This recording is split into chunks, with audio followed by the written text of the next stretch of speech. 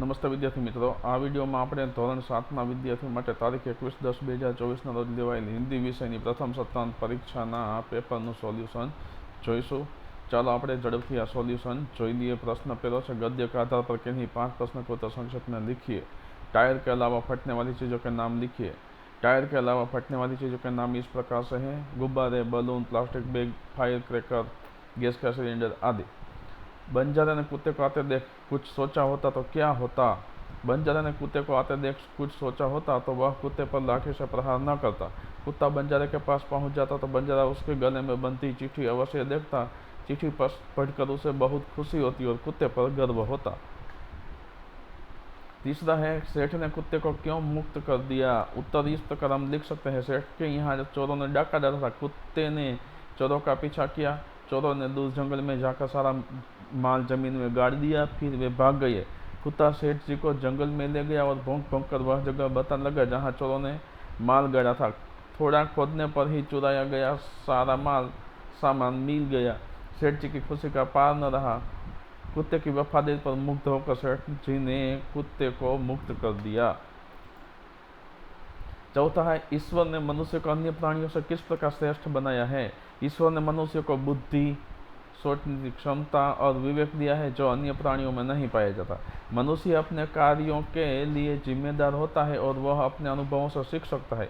इसके अलावा मनुष्य में संवेदनशीलता और सहानुभूति भी होती है जो उसे अन्य प्राणियों से श्रेष्ठ बनाती है। विक्रम साराभाई ने अपने नाम खुद क्यों चिट्ठियां लिखी होंगी? 5-6 वर्ष की उम्र में उन्होंने देखा कि उनके पिता के नाम रोज बहुत सारे पत्र आते हैं। उन्होंने सोचा अगर मेरे नाम भी अनेक पत्र आए तो मजा आ जाए। तब उन्होंने खुद ही पिता का नाम कई लिफाफों पर अपना नाम लिखा और वे लिफाफे डाकघर में डाल दिए। इस तरह उनके नाम पर भी अनेक चिट्ठियां आने लगी। सम्मान पाने के लिए आप क्या क्या करेंगे? उत्तर है, सम्मान पाने के लिए मैं अपने कार्य में उत्कृष्टता लाने की कोशिश करूंगा, दूसरों की मदद करने और उनके प्रति सहानुभूति दिखाने का प्रयास करूंगा, ईमानदारी और मेहनत से काम करूंगा, सकारात्मक सोच और व्यवहार बनाए रखूंगा, समाज में योगदान देने के लिए सामाजिक कार्यों में भाग लूंगा, अपने ज्ञान और कौशल को बढ़ाने के लिए निरंतर प्रयास करूंगा। प्रश्न 1ब, पद्य के आधार पर किन्हीं 3 प्रश्न के उत्तर संक्षिप्त में लिखिए। प्रभु की याद हमें कब कब आती है?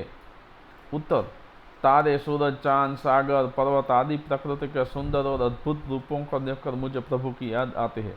दूसरा है, माला में कौन कौन से फूल एक रूप हुए हैं? उत्तर है, माला में बेला, गुलाब, जूही, चंपा, चमेली आदि तरह तरह के फूल एक रूप हुए हैं।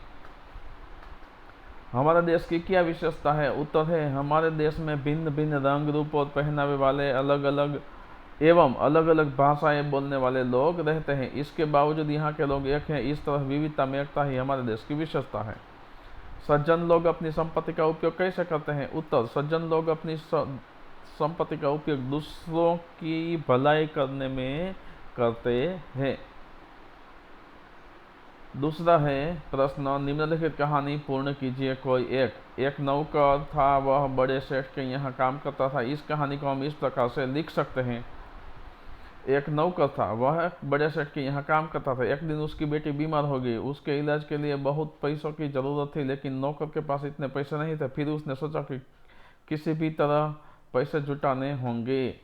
नौकर ने सेठ से मदद मांगने का निर्णय लिया। वह सेठ के पास गया और कहा, सेठ जी, मेरी बेटी बहुत बीमार है और उसके इलाज के लिए पैसों की आवश्यकता है। मैं आपसे थोड़ी सहायता चाहता हूँ। सेठ ने उसकी बात सुनकर कहा, मैं तुम्हारी मदद करूंगा, लेकिन तुम्हें पहले मेरी एक शर्त माननी होगी। तुम्हें मुझे अपनी नौकरी में कड़ी मेहनत करनी होगी और उस पैसे को कुछ ही समय में लौटाना होगा। नौकर ने खुशी खुशी सहमति दी। सेठ ने कुछ पैसे दिए जिससे वह अपनी बेटी का इलाज करवा सका। उसने डॉक्टर से सलाह ली और दवा खरीदी। कुछ दिनों में उसकी बेटी स्वस्थ हो गई। नौकर ने सेठ का धन्यवाद किया और अपनी मेहनत से पैसे जुटाने के लिए काम पर लग गए। वह दिन रात मेहनत करता रहा और कुछ महीनों में वह सेठ को उसका उधार चुकता करने में सफल रहा।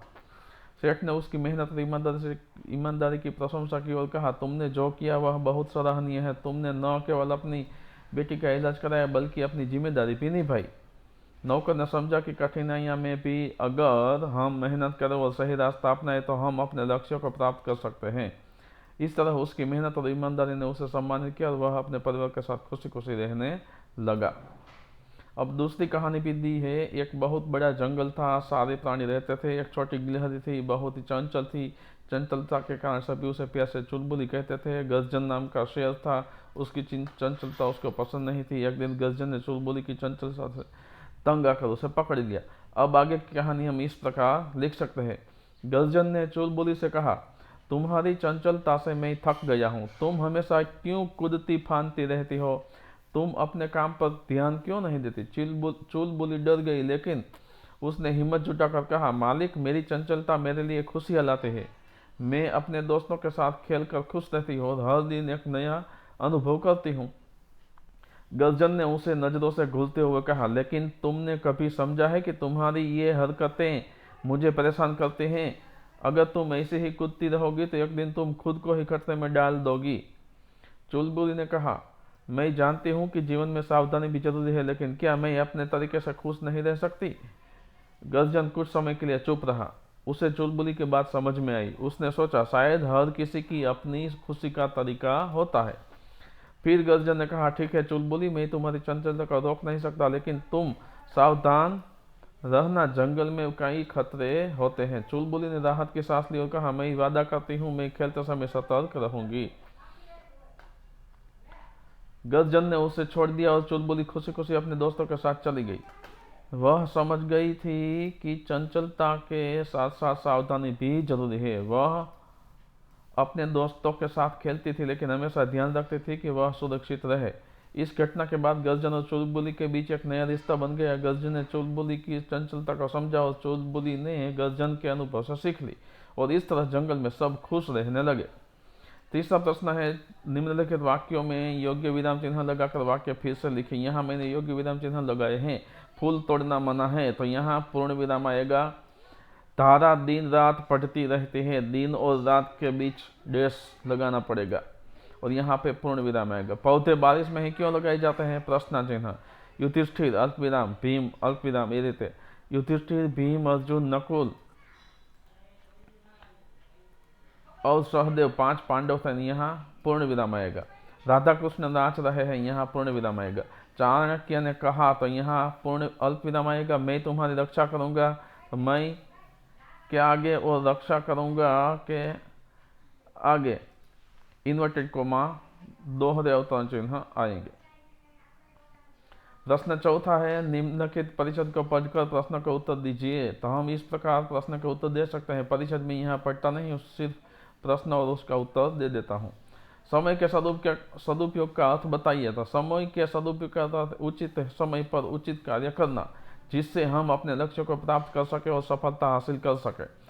दूसरा है, टाल मटोल करने की आवश्यकता किसे नहीं पड़ती? उत्तर है, समय के साथ पाबंद व्यक्ति को कठिन कार्य के आने पर टाल मटोल करने की आवश्यकता नहीं पड़ती। महापुरुषों ने समय को क्या माना है? महापुरुषों ने समय को सच्चा शिक्षक और सच्चा गुरु माना है। सदुपयोग शब्द का विरुद्धार्थी शब्द, सदुपयोग शब्द का विरुद्धार्थी शब्द दुरुपयोग है। कैसे लोग निकम्मे और आलसी बनकर पड़े रहते हैं? वे लोग निकम्मे और आलसी बनकर पड़े रहते हैं जो समय का महत्व और मूल्य नहीं समझते। परिच्छेद का योग्य शीर्षक समय का महत्व और सदुपयोग। प्रश्न 5वां है, निम्नलिखित में से किसी एक विषय पर विस्तार से निबंध लिखिए। दूरदर्शन के लाभ हानि मेरे प्रिय वैज्ञानिक ने वरसादो। तो આપણે દરેક નિબંધ જોઈશું। पहला निबंध है दूरदर्शन के लाभ हानि। दूरदर्शन एक महत्वपूर्ण संचार माध्यम है जो हमें विश्व के विभिन्न घटनाक्रमों से अवगत कराता है।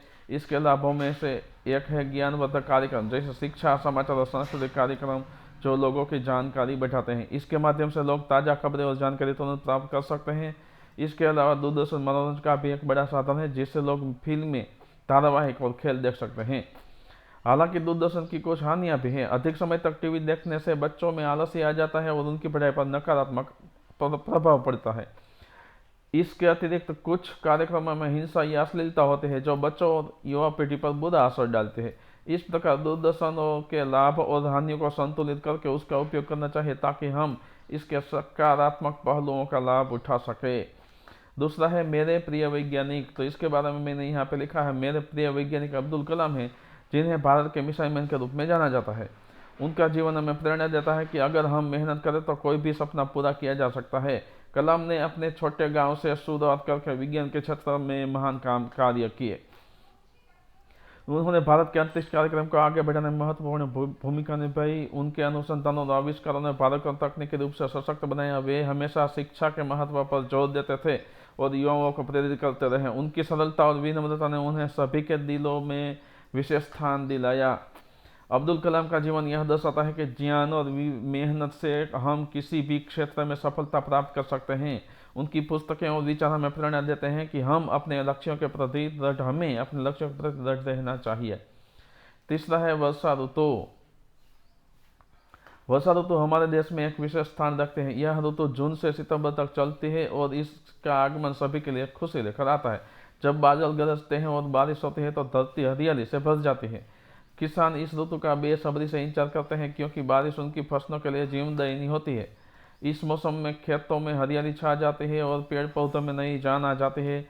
बारिश की बूंदें जब धरती पर गिरती हैं तो एक सुखद सुगंध फैल जाती है जो मन को प्रसन्न कर देती है। हालांकि वर्षा ऋतु में कभी कभी अत्यधिक बारिश भी होती है जिससे बाढ़ की स्थिति उत्पन्न हो जाती है, लेकिन कुछ मिलाकर वर्षा हमारे जीवन का एक महत्वपूर्ण हिस्सा है। यह मौसम हमें प्रकृति की सुंदरता का एहसास कराता है और सभी जीव जंतुओं के लिए जीवनदायिनी मौसम यह वर्षा ऋतु है। छठा प्रश्न है, निम्नलिखित के शब्दों का उचित उपयोग कर दो पहेलियों का निर्माण कीजिए। दीपक, बंदर, आग, आम। दीपक को हम इस प्रकार लिख सकते हैं,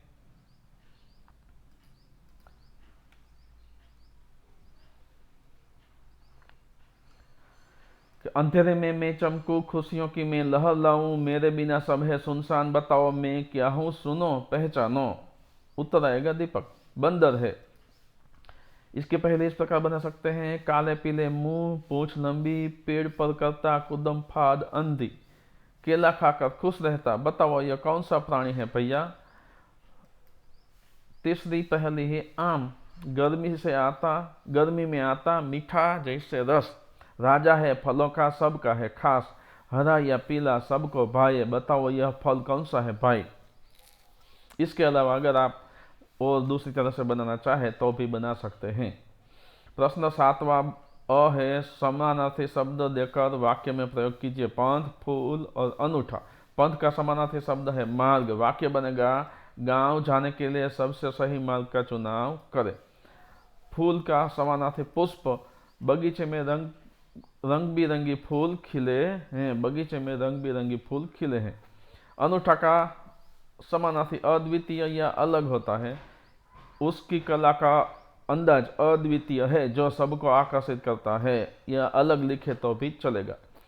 7ब, विरुद्धार्थी शब्द देने हैं। आदर, मृत और भलाई। आदर का अपमान, विरुद्धार्थी शब्द बनेगा अपमान। वाक्य, हमें हमेशा अपने बड़ों का आदर करना चाहिए। अनादर भी बन सकता है। अनादर, आदरनु अनादर भी बन सकता है। हमें हमेशा अपने बड़ों का आदर करना चाहिए, अनादर नहीं करना चाहिए।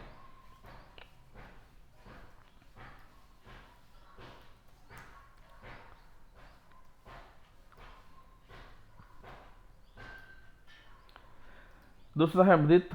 विरुद्ध होगा जीवित। सभी जीवित प्राणियों को अपने स्वास्थ्य का ध्यान रखना चाहिए। भलाई का विरुद्धार्थी बुराई। भलाई करने से मनुष्य का चरित्र उज्ज्वल होता है जबकि बुराई से वह गिर जाता है। 7वां सी, मुहावरों का अर्थ देकर वाक्य में प्रयोग कीजिए। तो फूटी कौड़ी न होना, इसका अर्थ है बिल्कुल भी धन या मूल्य न होना। उस गरीब आदमी के पास फूटी कौड़ी भी न थी इसलिए उसने किसी से मदद मांगी। 9 2 11 होना, अचानक भाग जाना या गायब हो जाना। जैसे ही वह देखता है कि शिक्षक आ रहे हैं वह 9 2 11 हो जाता है। गुणों की खान, गुणों से परिपूर्ण व्यक्ति। वह लड़का गुणों की खान है, उसकी मेहनत और ईमानदारी सभी को आकर्षित करती है। प्रश्न 7 डी, कहावत का अर्थ दीजिए। 2, काला अक्षर भैंस बराबर। इस कहावत का अर्थ हम इस प्रकार लिख सकते हैं। इस कहावत का अर्थ है, जो व्यक्ति पढ़ाई या ज्ञान में कम है वह किसी विषय को समझने में असमर्थ है। इसे यह दर्शाने के कहा जाता है कि कुछ लोग शिक्षा में पीछे रह जाते हैं। साँच को आँच नहीं। इस कहावत का अर्थ के सत्य को कभी भी नुकसान नहीं होता। यदि किसी कार्य में सच्चाई है तो उससे किसी भी प्रकार की कठिनाइयों का सामना नहीं करना पड़ता। सत्य हमेशा उजागर होता है। आम के आम गुठलियों के दाम, इसके कहावत का अर्थ है एक ही कार्य से दो लाभ होना। इससे इस प्रकार समझा जा सकता है कि किसी एक प्रयास से कई फायदे प्राप्त हो सकते हैं। 8वां प्रश्न है लिंग परिवर्तन। तो बंजारा शब्द का लिंग परिवर्तन होगा बंजारिन, अभिनेत्री का लिंग परिवर्तन होगा अभिनेता, सुनार का लिंग परिवर्तन सुनारिन। वचन परिवर्तन, दरवाजा को दरवाजा, लिंग वचन परिवर्तन दरवाजा, कली कलियां, इरादा इरादे। 10वां प्रश्न है रेखांकित संज्ञा का प्रकार पहचान कर लिखिए। दिव्या बाजार जा रही है तो दिव्या व्यक्तिवाचक संज्ञा है। क्षमा वीरों का आभूषण है, क्षमा भाववाचक संज्ञा है। पर्वत का औषधि का घर माना जाता है, पर्वत जातिवाचक संज्ञा है। 10वां प्रश्न है सर्वनाम का प्रकार पहचान कर लिखिए। यह मेरी किताब है तो यह निश्चयवाचक सर्वनाम है। पलक के पास कुछ तो है तो कुछ अनिश्चयवाचक सर्वनाम है। वे खुद खाना खा लेंगे, वे खुद निजवाचक सर्वनाम है। 11वां प्रश्न है एक घटना के बारे में अपने विचार लिखिए। कथनी और करनी में समानता रखने में मुश्किल आती है या नहीं, अपने विचार लिखिए। तो यहाँ पे हम इस प्रकार लिख सकते हैं, कथनी और करनी में समानता रखना बहुत महत्वपूर्ण है, लेकिन यह हमेशा आसान नहीं होता। हम अक्सर अपनी बातों को जोश और विश्वास से भर जाता अपनी बातों में जोश और विश्वास से भर जाते हैं, लेकिन जब कार्य करने का समय आता है तो कई बाधाएं सामने आती है। हम अपने विचारों को अपने कार्यों में पूरी तरह से लागू नहीं कर पाते। अगर हम अपने कार्यों में अपनी कथनी के अनुसार अनुरूप रहना चाहते हैं तो हमें खुद पर संयम रखना होगा और हमारी इच्छाओं के प्रति ईमानदार रहना होगा। इसलिए कथनी और करनी में समानता रखने में मुश्किलें तो आती है, लेकिन अगर हम इसे अपने जीवन का एक महत्वपूर्ण हिस्सा मान लें तो हम इन मुश्किलों का पार कर सकते हैं। दूसरा है आपको पढ़ाई में कक्षा में पढ़ना अच्छा लगता है या ऑनलाइन, क्यों? तो मुझे कक्षा में पढ़ना अच्छा लगता है। मुझे कक्षा में पढ़ना अच्छा लगता है क्योंकि कक्षा में शिक्षक और छात्र एक दूसरे से सीधे संवाद कर सकते हैं, जिससे सीखने का अनुभव अधिक प्रभावी और प्रेरणादायक होता है। कक्षा में पढ़ाई करते समय हमें अपने दोस्तों के साथ मिलकर चर्चा करने में और विचार साझा करने का मौका मिलता है। यह सहयोगी वातावरण हमें अधिक आत्मविश्वास और प्रेरणा देता है। जब किसी विषय पर कोई प्रश्न होता है तो तुरंत शिक्षक से पूछने का अवसर मिलता है, जिससे संदेह तुरंत दूर हो जाते हैं। हालांकि ऑनलाइन पढ़ाई की भी अपनी सुविधाएं होती है, जैसे समय की बचत और घर से पढ़ाई करने की सुविधा, लेकिन मैं व्यक्तिगत रूप से कक्षा में पढ़ाई को अधिक पसंद करता हूं क्योंकि यह सीखने के अनुभव को और भी समृद्ध करता है। 12वां प्रश्न है काव्य पंक्तियों का भावार्थ लिखिए। जब चमचम बूंदे गिरती है, बिजली चमचम कर जाती है, मैदानों में वन बागों में जब हरियाली लहराती है। तो उत्तर है वर्षा ऋतु में छम कर वर्षा की बूंदें गिरती है और चमचम कर बिजली चमकती है। जब मैदानों वनों और बागों में हरियाली लहराने लगती है, जब ठंडी ठंडी हवा भी पता नहीं कहाँ से अपने साथ ढेर सारी मस्ती लेकर उठा कर ले आती है। यह सब देखकर हे सृष्टि की रचना करने वाले प्रभु, मुझे तुम्हारी याद आती है। 12वां प्रश्न है दोहे का भावार्थ। बड़ा हुआ तो क्या हुआ?